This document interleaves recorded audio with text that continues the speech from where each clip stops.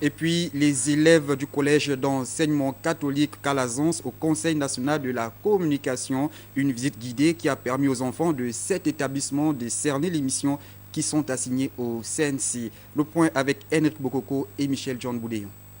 Une poignée d'élèves du collège Calazans dans les locaux du Conseil national de la communication.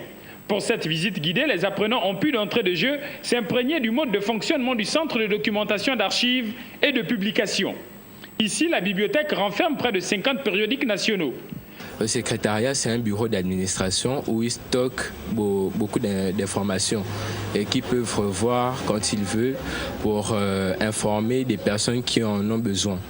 S'en est suivi un détour au monitoring radio-télévision, où les programmes des différentes chaînes qui émettent sur le territoire national sont centralisés dans ce serveur. J'ai beaucoup aimé, c'était la machine. La grosse machine.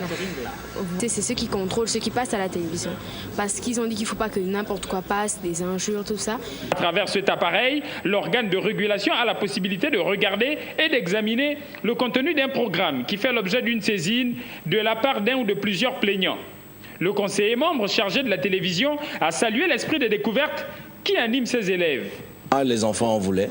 Ils veulent vraiment en savoir un peu plus sur le fonctionnement du Conseil national de la communication. Je crois qu'avec le secrétaire général, on a pu apporter les réponses qu'il fallait pour qu'ils puissent justement s'en servir, peut-être, pourquoi pas, au cours de prochains examens. Ultime moment de cette visite, l'échange entre les élèves et les conseillers membres du CNC. Ponctué par la série des questions-réponses, l'encadrement pédagogique du collège Calazans met un accent particulier sur les activités socio-éducatives. C'est des renforcements des cours que les enfants auront reçus dans leur salle de classe. Au terme des discussions, les élèves du collège Calazans ont pu cerner les différentes activités que mène le Conseil national de la communication, créé en mars 1992. Cette institution est le fruit des retombées de la conférence nationale de 1990.